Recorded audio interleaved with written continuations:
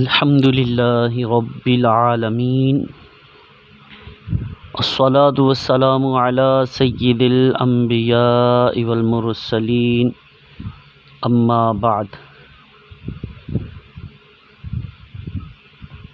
आज तारीख़ की कुछ बात अर्ज़ करने लगा हूँ। तारीख़ बड़ी बेरहम होती है। आप जो कर रहे हैं आपको पता नहीं, लेकिन लिखा जा रहा है और वो अच्छा है बुरा है तो बाद में आने वालों को उससे सबक मिलता है, नसीहत मिलती है। क्या मिलता है? तारीख़ बेरहम है। ये तारीख़ सिर्फ़ फतूहात ही गिनती है। दस्तरख़्वान पर पड़े अंडे, जैम, मक्खन वगैरह इससे उसको कोई सरोकार नहीं है। आज मैं कुछ तहरीरी जो है वो आपकी खिदमत में अर्ज़ कर रहा हूँ, शायद कि उतर जाए तेरे दिल में मेरी बात। ये 1973 की बात है कि अरबों और इसराइल के दरमियान जंग छिड़ने को थी। ऐसे में एक अमेरिकी सेनेटर एक अहम काम के सिलसिले में इसराइल आया। वो असलहा कमेटी का सरबराह था। इसे फ़ौरन इसराइल की वज़ीर आज़म जो थी उसके पास ले जाया गया। ग़ालिबन उसका नाम गोल्डा मायर इस तरह का नाम था। उस वज़ीर आज़म ने जो औरत थी, एक घरेलू औरत की तरह सेनेटर का इस्तकबाल किया और इसे अपने किचन में ले गई। यहाँ इसने अमेरिकी सेनेटर को एक छोटी सी डाइनिंग टेबल के पास कुर्सी पर बिठाकर चूल्हे पर चाय के लिए पानी रख दिया और ख़ुद भी वहीं आ बैठी। इसके साथ इसने तैयारों, मज़ाइलों और तोपों का सौदा शुरू कर दिया। अभी बाओ ताओ ये जारी ही था कि इसे चाय पकने की खुशबू आई। वो खामोशी से उठी और चाय 2 प्यालियों में उंडेली। एक प्याली सेनेटर के सामने रख दी और दूसरी गेट पर खड़े अमेरिकी गार्ड को थमा दी। फिर दोबारा मेज़ पर आ बैठी और अमेरिकी सेनेटर से महवे गुफ्तगू हो गई। फिर कलाम शुरू हो गया। चंद लम्हों की गुफ्तगू शनीद और बावताओं के बाद शराइत तय पा गई। इस दौरान जो वज़ीर आज़म थी इसराइल की, वो उठी, प्यालियाँ समेटी और इन्हें धोकर वापस सेनेटर की तरफ पलटी और बोली, मुझे ये सौदा मंजूर है। आप तहरीरी मुआहदे के लिए अपना सेक्रेटरी मेरे सेक्रेटरी के पास भिजवा दीजिए। अच्छा, याद रहे कि इसराइल इस वक्त इक़्तिसादी बुहरान का शिकार था, मगर जो गोल्डा मायर उनकी वज़ीर आज़म ने कितनी सादगी से इसराइल की तारीख़ में असलहे की ख़रीदारी का इतना बड़ा सौदा कर डाला कि हैरत की बात यह है कि ख़ुद इसराइली काबीना ने इस भारी सौदे को रद्द कर दिया। इसका मौक़िफ़ था कि इस ख़रीदारी के बाद इसराइली कौम को बरसों तक दिन में एक वक्त खाने पर इक्तिफ़ा करना पड़ेगा। उनकी जो वज़ीर आज़म थी गोल्डा मायर ने अरकान काबीना का मौक़िफ़ सुना और कहा, आपका ख़दशा दुरुस्त है, लेकिन अगर हम ये जंग जीत गए और हमने अरबों को पसपाई पर मजबूर कर दिया तो तारीख़ हमें फ़ातिह करार देगी, और जब तारीख़ किसी कौम को फ़ातिह करार देती है तो वो भूल जाती है कि जंग के दौरान फ़ातिह कौम ने कितने अंडे खाए थे और रोज़ाना कितनी बार खाना खाया था, इसके दस्तरख़्वान पर शहद, मक्खन, जैम था या नहीं, और इनके जूतों में कितने सुराख थे, या इनकी तलवारों के नियाम फटे पुराने थे। फ़ातिह सिर्फ फ़ातिह ही होता है, उसका ये कहना था। उनकी जो वज़ीर आज़म थी गोल्डा मायर की दलील में वज़न था, लिहाजा इसराइली काबीना को इस सौदे की मंजूरी देना पड़ी। आने वाले वक्त ने साबित कर दिया कि गोल्डा मायर का इक़दाम दुरुस्त था और फिर दुनिया ने देखा कि इसी असलहे और जहाज़ों से यहूदी अरबों के दरवाज़ों पर दस्तक दे रहे थे। जंग के एक अरसे बाद वाशिंगटन पोस्ट के नुमाइंदे ने गोल्डा मायर का इंटरव्यू किया, जो इसराइली वज़ीर आज़म थी, और सवाल किया कि अमरीकी असलहा ख़रीदने के लिए आपके जहन में जो दलील थी वो फ़ौरन आपके जहन में आई थी या पहले से हिकमत अमली तैयार कर रखी थी? तो जो गोल्डा मायर ने जो जवाब दिया वो चौंका देने वाला है। सुनिए, वो बोली, कहने लगी मैंने ये इस्तेदलाल अपने दुश्मनों यानी कहने लगी मुसलमानों के नबी सल्लल्लाहु अलैहि वसल्लम से लिया था। कहने लगी मैं जब बरतानिया थी यानी कि तालिबा थी, जब कहती मैं जब तालिबा थी तो मज़ाहिब का मुवाज़ना मेरा पसंदीदा मौजू था। इन्हीं दिनों में मैंने मोहम्मद सल्लल्लाहु अलैहि वसल्लम की सवाने हयात पढ़ी।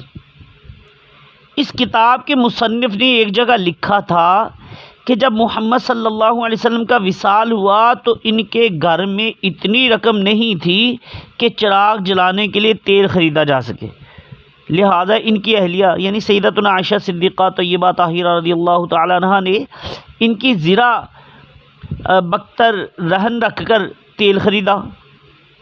लेकिन इस वक्त भी मोहम्मद सल्लल्लाहु अलैहि वसल्लम के हुजरे में दीवारों पर 9 या 7 तलवारें लटक रही थी। अल्लाह अकबर।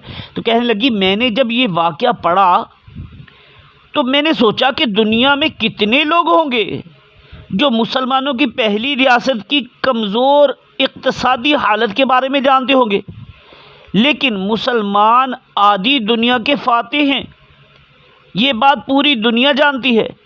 लिहाजा कहने लगी मैंने फ़ैसला किया कि अगर मुझे और मेरी कौम को बरसों भूखा रहना पड़े, पुख्ता मकानों की बजाय खैमों में ज़िंदगी बसर करना पड़े, तो भी असलहा ख़रीदेंगे।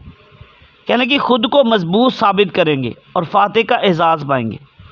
ये गोल्डा मायर ने इनके जो इसराइली वज़ीर आज़म ने इस हकीकत से तो पर्दा उठाया, मगर साथ ही इंटरव्यू लेने वाले से दरख्वास्त की कि इसे ऑफ द रिकॉर्ड रखा जाए और शाया न किया जाए। वजह ये थी कि मुसलमानों के नबी सल्लल्लाहु अलैहि वसल्लम का नाम लेने से जहाँ इसकी कौम इसके ख़िलाफ़ हो सकती है, वहाँ दुनिया में मुसलमानों के मौक़िफ़ को तक़वियत मिलेगी। चुनांचे वाशिंगटन की जो पोस्ट के नुमाइंदे ने यह वाक़या हज़फ कर दिया। वक्त धीरे धीरे गुज़रता रहा, यहाँ तक कि गोल्डा मायर ये मर गई, इंतकाल कर गई।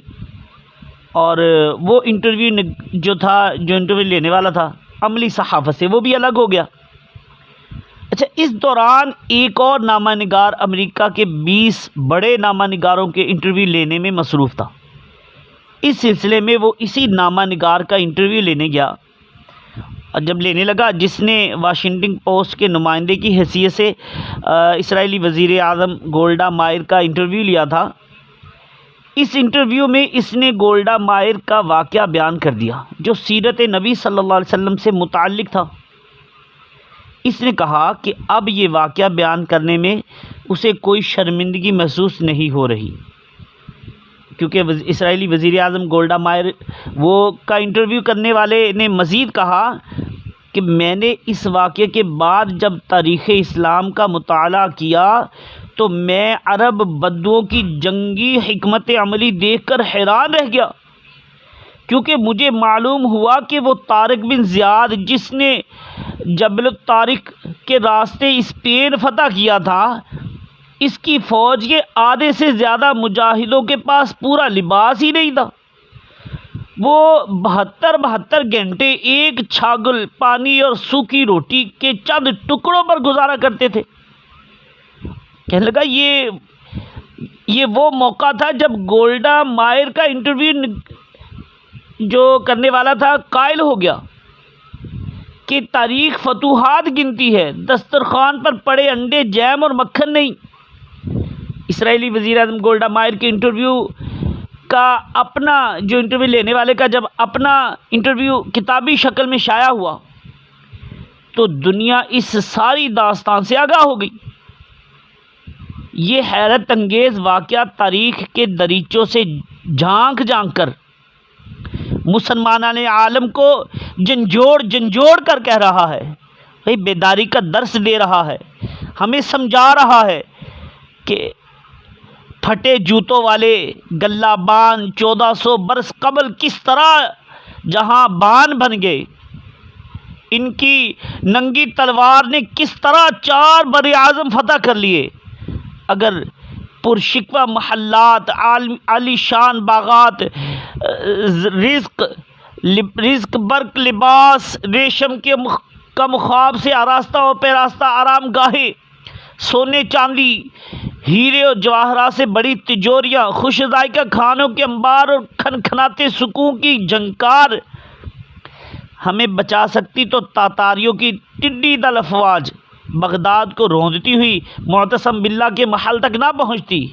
आह, वो तारीख़ इस्लाम का कितना इबरतनाक मंजर था जब मुअतसम बिल्ला आहनी जंजीरों और बेड़ियों में जकड़ा चंगेज़ खान के पोते हलाकू खान के सामने खड़ा था। खाने का वक्त आया तो हलाकू खान ने खुद सादा बर्तन में खाना खाया और खलीफा के सामने सोने की तश्तरियों में हीरे और जवाहरात रख दिए। फिर मुअतसम बिल्ला से कहा, जो सोना चांदी तुम जमा करते थे उसे खाओ। बगदाद का ताजदार बेचारगी और बेबसी की तस्वीर बना खड़ा था। बोला, मैं सोना कैसे खाऊं? हलाकू खान ने फौरन कहा, फिर तुमने ये सोना चांदी जमा क्यों किया था? वो मुसलमान जिसे उसका दीन हथियार बनाने और घोड़े पालने के लिए तरगीब देता था, उसने ये काम क्यों किया? उससे कुछ जवाब ना दे सका ना। हलाकू खान ने नज़रें घुमाकर महल की जालियाँ और मजबूत दरवाजे देखे और सवाल किया, तुमने इन जालियों को पिघलाकर आहनी तीर क्यों ना बनाए? तुमने ये जवाहरात जमा करने की बजाय अपने सिपाहियों को रकम क्यों ना दी ताकि वो जानबाजी और दलेरी से मेरी अफवाज का मुकाबला करते? खलीफा ने जवाब दिया, अल्लाह की यही मर्जी थी। हलाकू खान कड़कदार लहजे में कहा उसने, फिर जो तुम्हारे साथ होने वाला है वो भी खुदा की मर्जी होगी। फिर हलाकू खान ने मुअतसम बिल्ला को मखसूस लिबादे में लपेट कर घोड़ों की टापों तले रोंद डाला, बगदाद को कब्रिस्तान बना डाला। हलाकू खान ने कहा, आज मैंने बगदाद को सफ़ा हस्ती से मिटा डाला है और अब दुनिया की कोई ताकत इसे पहले वाला बगदाद नहीं बना सकती। आह, तारीख़ तो फतूहात गिनती है, महल, लिबास, हीरे जवाहरात, लीज़ीज़ खाने नहीं, ये नहीं गिनती। अगर हम ज़रा सी भी अक्ल और शऊर से काम लेते तो बरसगीर में मुगलिया सल्तनत का आफताब कभी गुरूब ना होता। अंदाज़ा करो, जब यूरोप के चप्पे चप्पे पर तजरिबा गाहें और तहकीकी मराकिज़ कायम हो रहे थे, तब यहाँ एक शहनशाह दौलत का सहारा लेकर अपनी मोहब्बत की याद में ताज महल तामीर करवा रहा था। जब मगरिब में उलूम व फ़नून के बम फट रहे थे, तब यहाँ तानसेन जैसे गवैये नए नए राग ईजाद कर रहे थे। जब अंग्रेज़ों, फ्रांसीसियों और पुर्तगालियों के बहरी बेड़े बरसगीर के दरवाज़ों पर दस्तक दे रहे थे, हमारे अरबाब व इख्तियार शराब और कबाब और तौस और रबाब से मदहूश पड़े थे। तन आसानी, ऐश कोशी और ऐश पसंदी, इसने हमें कहीं का नहीं छोड़ा। हमारा बोसीदा और दीमक ज़दा निज़ाम बिखर गया, क्योंकि तारीख़ को इस बात से कोई गर्ज नहीं होती कि हुक्मरानों की तिजोरियाँ बड़ी हैं या खाली हैं, शहनशाहों के ताज में हीरे जड़े हैं या नहीं, दरबारियों में खुशामदियों, तलबा नवाज़ों और वजीफ़ा खोर शायरों का जुर्मट है या नहीं। याद रखिए, तारीख़ को सिर्फ़ कामयाबियों से गर्ज होती है और तारीख़ उज़र कबूल नहीं करती। अफसोस, सद अफसोस, सीरत नबी सल्लल्लाहु अलैहि वसल्लम से एक यहूदी औरत ने तो सबक हासिल कर लिया, मगर मुसलमान इस पहलू से नाआशना रहे। साइंस और टेक्नोलॉजी, उलूम व फ़नून पर दस्तरस रखने की बजाय ला हासिल बहसों और गैर ज़रूरी काम में मगन रहे। चुनांचे ज़वाल हमारा मुक़द्दर ठहरा। याद रखिए, तारीख़ बड़ी बेरहम होती है। आज कुछ कर लीजिए। आह, वो ज़माने में वो मुअज़्ज़ज़ थे ज़माने में मुसलमान होकर, और हम ख़ार हुए तारिक कुरान होकर। ए ख़ासान रसूल, वक्त दुआ है उम्मत पे तेरी आके, अजब वक्त पड़ा है। जो दीन बड़ी शान से निकला था वतन से, अपने ही वतन में वो गरीबुल गुरबा है। अल्लाह पाक से दुआ करता हूँ जो मेरी काविश है इसको कबूल फ़रमाए, और हमें इस्तिक़ामत के साथ मुसलमानों के जो जो रिवायात हैं उस पर साबित कदमी अता फ़रमाए, और हमारी आखिरत भी बेहतर बनाए, दुनिया में भी मुसलमानों को फिर दोबारा वक़ार अता फ़रमाए और इस्लाम का झंडा फिर बुलंद हो। आमीन बिजाहिन नबील अमीन सल्लल्लाहु तआला अलैहि वसल्लम।